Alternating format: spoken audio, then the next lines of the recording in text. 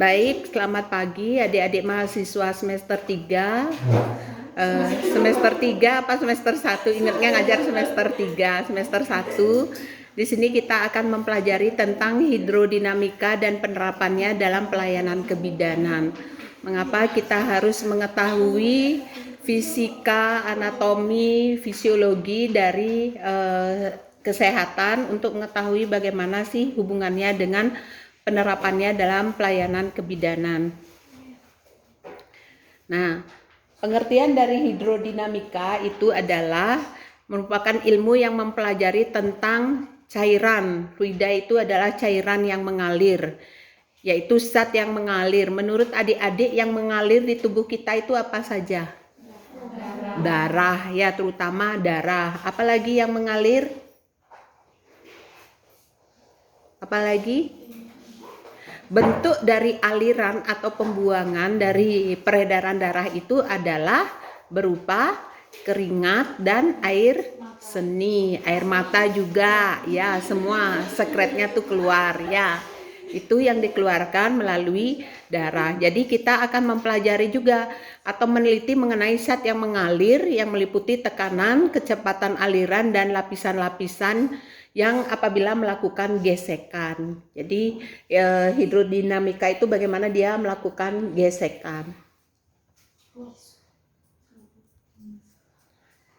Ada seorang yang bernama Bernoulli itu telah berhasil merumuskan rumusan persyaratan-persyaratan atau pendekatan-pendekatan tentang cairan, yaitu yang pertama, zat cair tanpa adanya gesekan dalam atau cairan yang tidak viskos.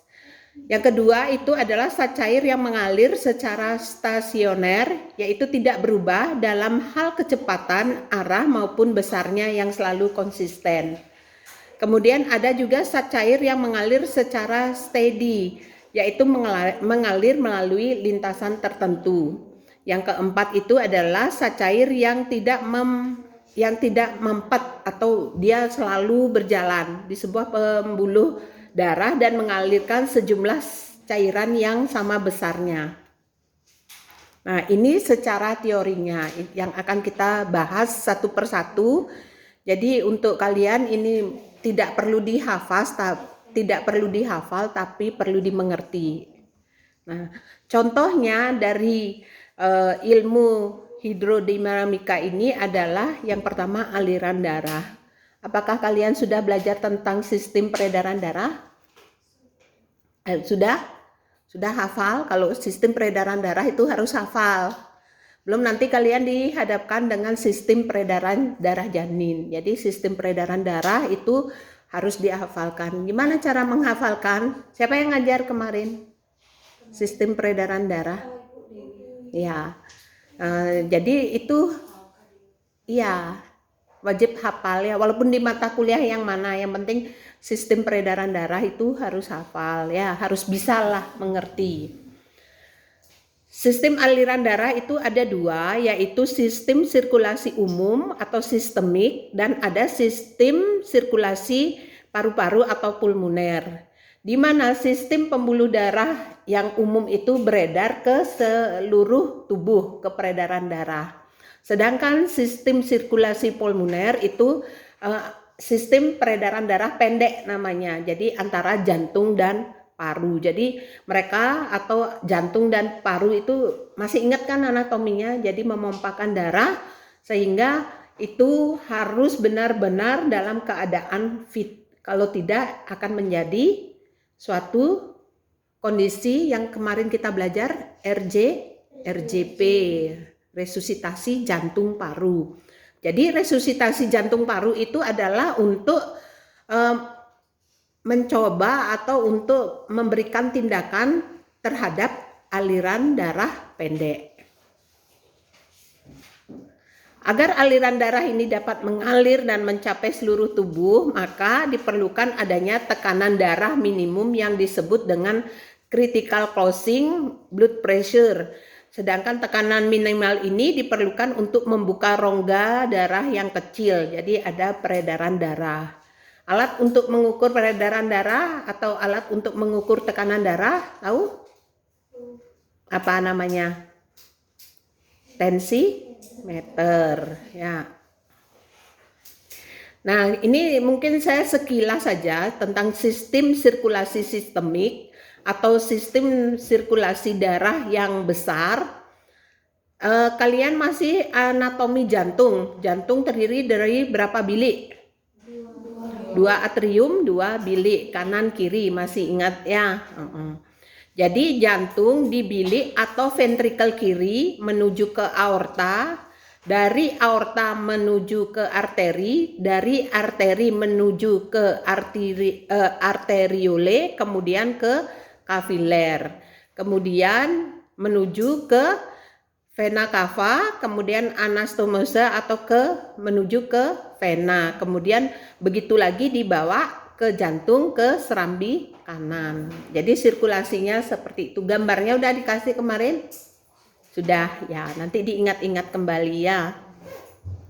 Sedangkan untuk sistem sirkulasi paru-paru itu berada mulai dari jantung atau bilik atau ventrikel kanan, kemudian ke arteri pulmonalis, kemudian ke paru-paru, melanjutkan ke kapilaris, kemudian ke vena paru ya, kemudian ke jantung di bagian kiri. Dan pada orang dewasa jumlah besar yang mengalir itu sekitar 5-6 liter. Kalian bisa bayangkan jantung kita bekerja dalam sehari 5-6 liter. Terbayang enggak berapa banyaknya? Kalau yang Yaya bawa itu berapa liter tuh?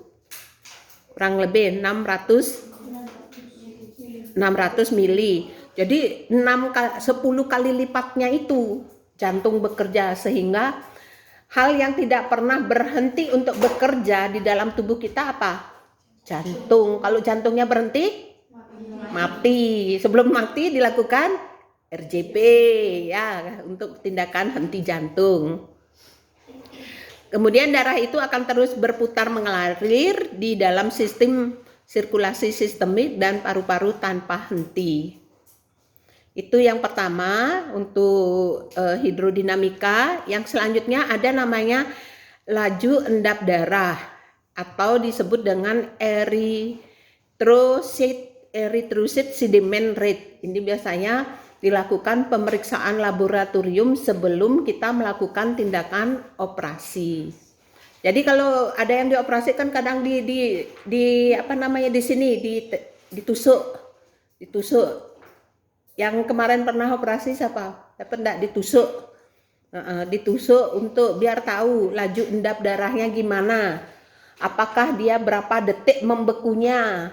Karena itu untuk menghindari terjadinya talasemia. Talasemia itu adalah gangguan pada pembekuan darah. Nanti begitu diambil operasi, darahnya enggak berhenti-berhenti ngalir. Ya, pernah suatu kejadian ada bayi itu kan dapat imunisasi, padahal imunisasi yang 1 bulan, imunisasi BCG. Mungkin terlalu dalam sehingga kena tusuk kan, ngalir darahnya nggak berhenti-berhenti. Ternyata si anak itu memang sudah kena talasemia tuh. Ini yang diperiksa itu adalah LED-nya, merupakan kecepatan pengendapan eritrosit dalam suatu monter atau sampel darah yang diperiksa dengan alat tertentu dinyatakan dalam milimeter per jam. Jadi ditusuk berapa blood set, BTCT, blooding time, clotting time. Jadi kapan dia berhenti untuk mengeluarkan darah dan berapa detik dia darah itu membeku. Karena kan ada darah tuh enggak membeku-beku, lama dia bekunya. Itu biasanya pada pasien dengan anemia, lama pembekuan darahnya. LED ini juga sering diistilahkan dengan bahasa asing, ada BBS, BSR, dan BSE. Kalian bisa baca sendiri singkatannya ya. Untuk proses endapan darah itu terjadi dalam 3 tahap. Yang pertama ada pembentukan relik atau sel darah merah berkumpul membentuk kolom, tahap mengendap dan tahap pemadatan. Misalnya kalian luka sekarang, luka jangan luka besar ya, luka kecil. Kan misalnya kena garuk, luka kecil. Nanti kan mulai mengendap dia kan, nanti terpisah antara yang cairan, serum dengan sel darah merahnya, eritromisinnya. Pernah perhatian enggak? Ya, nanti serumnya. Makanya pada saat luka itu, luka baru terutama, jangan terlalu sering di apa namanya, dibersihkan atau di kelompek-kelompek tuh. Dia akan keluar darah lagi. Coba dia enggak di ini, akan dia tertutup dengan sendirinya. Dan tahapan pengendapan dan tahap pemadatannya. Di laboratorium ini untuk LED sering dipakai dengan cara Winthrop dan cara Wester. Ini cukup kalian tahu aja ya. Untuk Winthrop itu nilai rujukannya 0 sampai 20 mm per jam, dan untuk yang pria dan wanita ini berbeda. Ini sekedar kalian tahu. Apa sih hukum fisika yang berhubungan dengan tenaga tekanan pada manusia? Kalian ada yang jurusan fisika? Di sini ada jurusan fisika? MIPA sudah sekalian ya. Kalau dulu tuh zaman saya jurusan fisika beda, jurusan IPS beda, jadi jurusan fisika beda, biologi beda, IPS beda, bahasa beda gitu. Kalau sekarang MIPA ya, termasuk matematika juga di sana ya. Di mana ada beberapa hukum di sini, ada sekitar 5 hukum fisika yang berhubungan dengan tekanan pada tubuh manusia. Yang pertama, hukum Boyle, yaitu untuk setiap gas dan suhu tetap volume berbanding terbalik dengan tekanan. Jadi P1 kali V1 sama dia ya, sama dengan P2 kali V2. Ini orang fisika yang tahu. Kemudian yang kedua ada hukum Charles atau tekanan berbanding terbalik dengan suhu. Pada manusia hukum ini dipakai untuk mekanisme pernapasan dan respirasi. Jadi ada hukum terbalik. Kalau suhunya panas, ya mungkin lebih banyak mengeluarkan udara, kan seperti terengah-engah itu hukum terbaliknya. Kemudian ada hukum Dalton, yaitu hukum tekanan parsial, di mana tekanan gas sebanding dengan prosentase campuran gas-gas, yaitu tekanan parsial satu gas adalah jumlah gaya pada dinding yang mengelilinginya. Ini cukup kalian tahu ya. Hukum Henry ada. Ini berdasarkan nama orang-orang yang menemukan. Misalnya nanti ada yang menemukan siapa? Padma. Hukum Padma gitu. Bukan Padma dihukum. Nah, yang menemukan Elina. Hukum Elina itu. Kemudian hukum Berry, yaitu berat gas terlarut dalam volume cairan tetap pada suhu tertentu sebanding dengan tekanan, dan pada penyelam dalam penyelaman bertambah besar tekanannya. Kemudian penurunannya yang tiba-tiba bila penyelam naik ke permukaan dengan cepat menimbulkan gelembung udara dan darah yang dapat menyumbat kapiler. Jadi pada penyelam itu harus hati-hati sekali, sehingga kalau penyelam itu terlalu dalam dia menyelam, begitu dia naik ke atas itu yang sering terjadi, kalau tidak pecah pembuluh darah biasanya tuli ya, mendenging. Nah, ada suatu pengobatan yang menggunakan hukum Henry ini namanya hiperbarik. Hiperbarik itu ada di sanglah. Di sanglah ada hiperbarik. Jadi masuk ke ruangan itu, saya dulu pernah pengobatan sesak nafas tuh, bukan sesak nafas karena ini apa namanya kayak batuk gitu ya, sering batuk tuh masuk ke hiperbarik. Jadi ruangannya tuh kayak kapal selam di dalam. Terbuat dari baja, pokoknya tertutup nih, semua tertutup kayak kapal selam. Jadi kita masuk ke sana, hiperbarik namanya, masuk ke sana, sampai di sana tuh kayak kita di vakum, disedot, gitu, sampai kita tuh tidak ada oksigen sama sekali, kayak kita turun. Ibu, kita turun ke dalaman 2 meter ya, turun ceritanya kita masuk ke bawah laut, gitu, sampai turun lagi, sampai enggak ada oksigen sama sekali. Di hiperbarik itu enggak boleh bawa buku atau koran karena bisa terbakar. Jadi harus bawa minum. Kalau kita bawa minum tuh dia bisa nyut gitu. Gitu dah paru-paru kita sampai tipis sekali rasanya. Setelah paru-paru kita tipis sama sekali tidak ada oksigen, diturunkan dah ininya apa namanya oksigen murni, kita giniin hirup itu. Jadi itu oksigen memang 100% oksigen. Jadi kita tuh hanya menghirup oksigen waktu itu. Dan ini sampai sekarang masih dipergunakan juga untuk mengobati kayak diabetes. Kalau diabetes kan ada luka tuh. Luka tuh kayak diperes jadi sampai netes dia gininya tuh cairan-cairannya tuh. Cuman biayanya cukup mahal ya.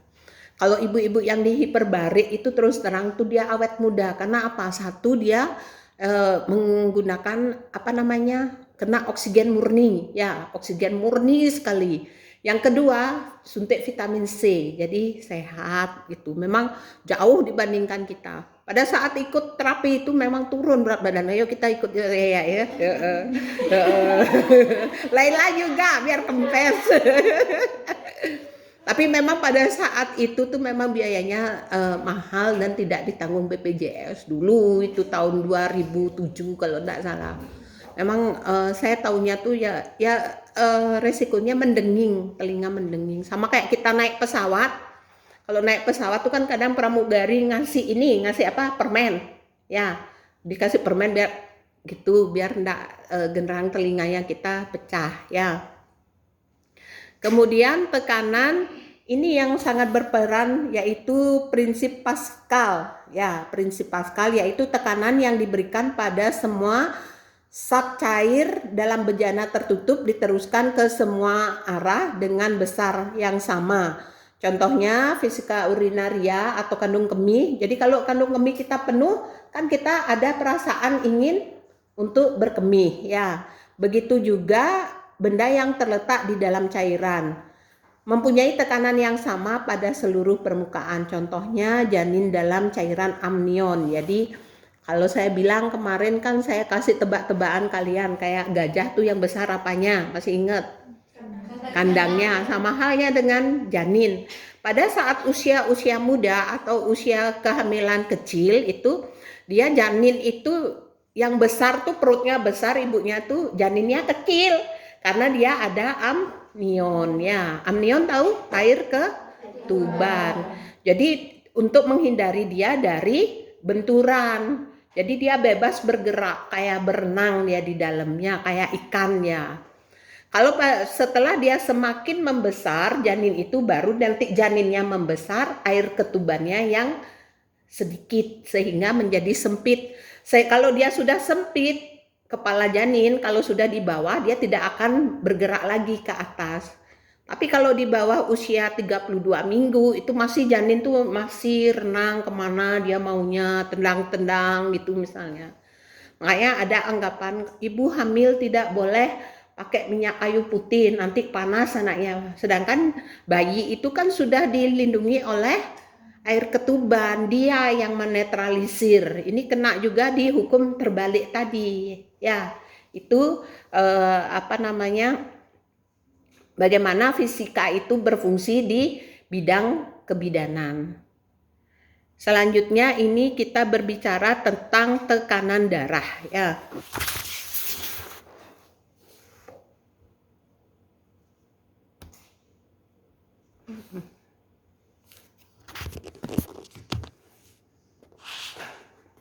Ada yang sudah bisa mengukur tekanan darah?